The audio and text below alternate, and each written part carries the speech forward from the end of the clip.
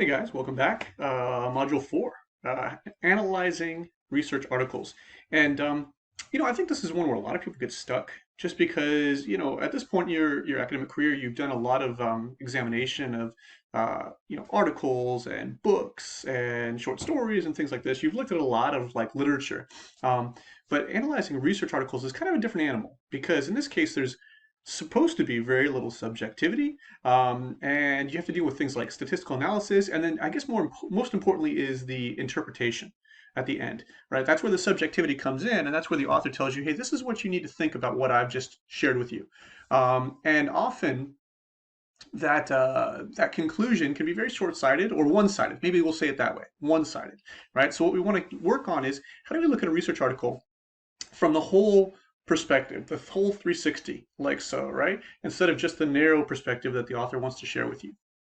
The other side of this too is, when we read something that's been published, we think, well, it's an excellent work, or at least it's worthy of publication, right? And so we tend to venerate it and put it on a pedestal and say, you know what, this is above reproach, right? And when if we read a novel for our own personal interests, we might think, oh, I liked that book. It wasn't great, blah, blah, blah, blah. But when it comes to research, I think we have a tendency to be like, oh, well, no, it's research. It's got data, so we can't judge it. Absolutely not. Absolutely not. There's a lot of bad research that gets published, and there's a lot of research that is good but could have been better, all right? And so when we go to look at this, don't think, oh, it's untouchable, it's research. If it was published, then clearly it's excellent and above reproach. No, let's work on that. So, first things first, when we're going to analyze a research article, I've actually already got an article pulled up here, but what I would ask that you do when you go to search for certain articles, always look for a keyword search, right? So do a keyword search on PsycInfo or Psych articles. For being a small school, our library actually has an excellent collection of online journals. So really, I would start with our library's website and do those keyword searches through there. But when we find articles, typically the rule of thumb is you don't want to go more than, say, 20 to 30 years back, especially in psychology. Psychology is a very constantly refreshing and reevaluating sort of field. So, I wouldn't use a whole lot of stuff prior to 2000 or prior to, say, 1990, unless it's like a seminal work, right? Obviously, if you're talking about religion, you can always cite the Bible. Even though it's 2,000 years old, you can always go back and cite that because it's the seminal work of what we believe. So when it comes to this, you want to try and find something in the last 20 or 30 years. I would always suggest you start with the title, right? So in this case, the title of our article is Use of Counselor Street Talk to Stimulate Self-Disclosure of Inner City Youths, right? And I think sometimes it's easy to look at a title like that and think, I'm not even sure what that means. What are they trying? What is this even about? Just dissect it. You know what every single one of those words means, and maybe collectively it gets a little gray, a little complex, but you know these. I mean, it's fine, right? So go slow, and then when you go to decide, oh, do I want to read this article? So let's say you've done your search and this title comes up. What I want you to do is first look at the age of the article.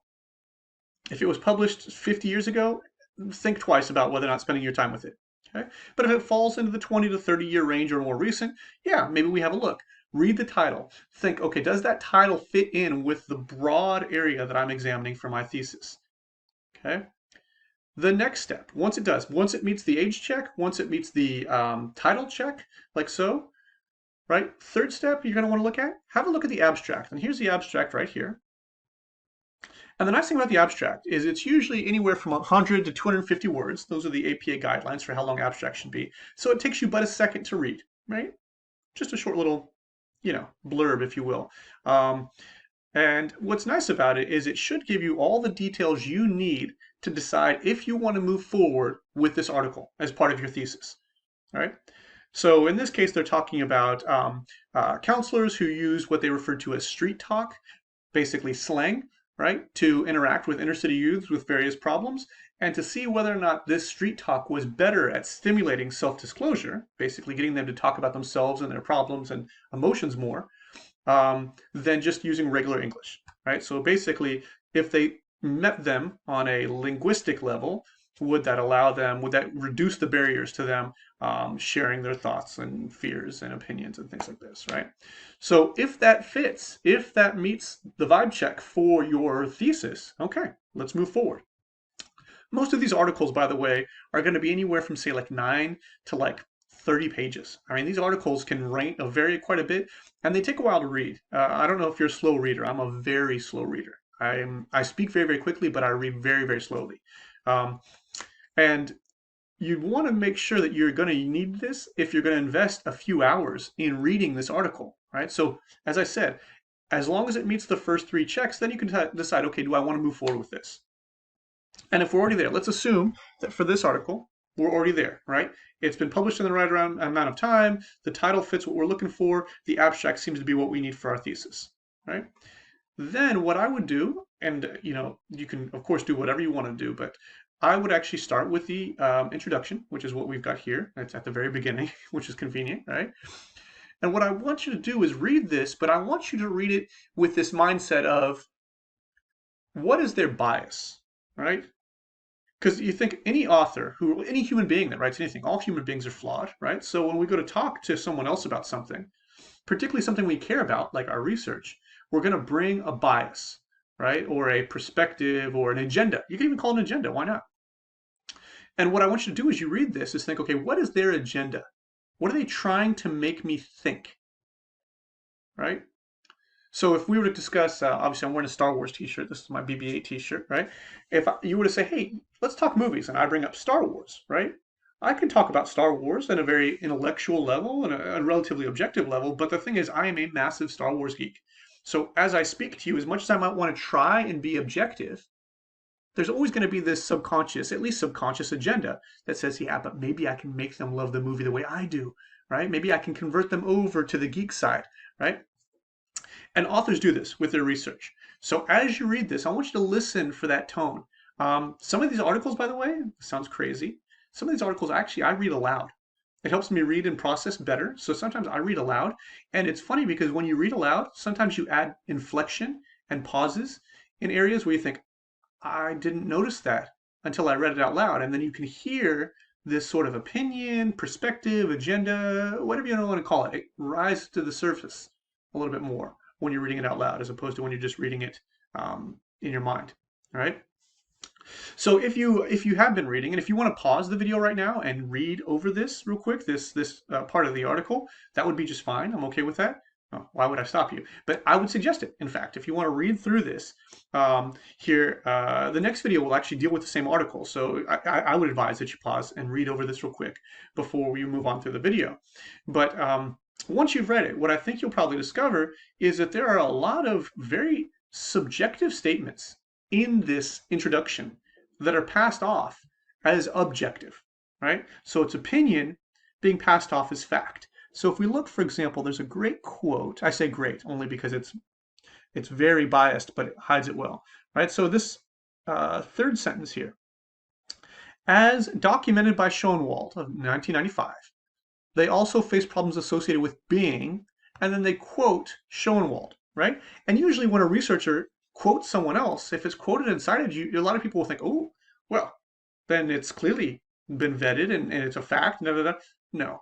Quotes, of course, aren't. And if you've ever been on social media, which I'm sure all of you will have, people will put up quotes that aren't actually real. They'll say, Abraham Lincoln once said, no, he did not. There is no validation of that, Abraham Lincoln said, oh man, my internet's really slow today. Of course he didn't, because they didn't have the internet back then. That sort of stuff. So if you look at this quote, associated with being, quote, members of ethnic minorities, low on the ladder of socioeconomic status, economically disadvantaged, often lacking in socially acceptable role models, frequently raised in single-parent households, exposed to negative gang and peer pressures, menaced by actual and threatened dangers, and foreseeing a short or dim future. Whew! That's got some stank on it. That is a lot of bias. None of that is factual. That is just very cleverly presented opinion, right? What they want you to think as you go to read this article is that people in the inner city, youths in specific, inner city youths are doomed, right? That's what they're trying to tell you. They're doomed. They have a bleak future. They have no present. They have little hope, right? That's what that line is trying to tell you. And that is not true. That is not true. Right? At best, it's an extreme overgeneralization, right? But what they're trying to get you to think is, oh my gosh, these counselors are trying to help these people that have no hope. how will they communicate with them, right? And once you're in that mindset, they can tell you, ah ha ha ha, we have a solution. If they use street talk, right, which is derogatory in itself, right? If they use slang, they could use slang, right? Slang will help them establish a link that will help these poor inner city youths that otherwise have no future, right? If they set up that as the basis of their argument, you as the reader will listen to almost anything they say without pushing back. But that's not what we do. What I want you to do is I want you to look at this and say, hey, that's a bias. That's a bias. Call that out. Integrate that into your thesis, right? And also be aware of that as you read the rest of the article. It doesn't mean we can throw the article out, right? It doesn't mean the article is useless. But the article is tainted, right? Flawed, fallible, right? Keep in mind, by the way, these are written by people. And people, as smart as they might be and as scientific as their processes might be, they're still opinionated and flawed and subjective, right? So as we look through this, and of course that's just one example of the extreme bias they present, right? But as you move through this, there's all sorts of things that they will provide information on, and in some cases facts that they provide information on, but they also twist it a little bit and say, well, this is what you need to know about this fact, right? And if you look, it closes with what this study is trying to establish. So basically, they're like, hey, this is how you should think. This is how you should view the issue. And then now our study is perfectly poised to address this problem that we see among these poor inner city young people. All right? So they've essentially led you to the point they want you to be, and then they can feed you the information they want you to consume. Right? So I want you to be cautious as you read any article. Think, what are they trying to tell me and why? What is their agenda? What is their bias? And what are they, what part is objective and what part is opinion? That should be part of the critique as you move through this. And this is actually just stage one. In the next video, we'll actually talk about looking at things like sample size and instrumentation and all sorts of other factors. This is just getting started with the article. But it's a very important step because I think it's really critical to establish the angle they're approaching all of this from in order to be able to evaluate and critique the article well, and more importantly, be able to successfully utilize that article in your thesis.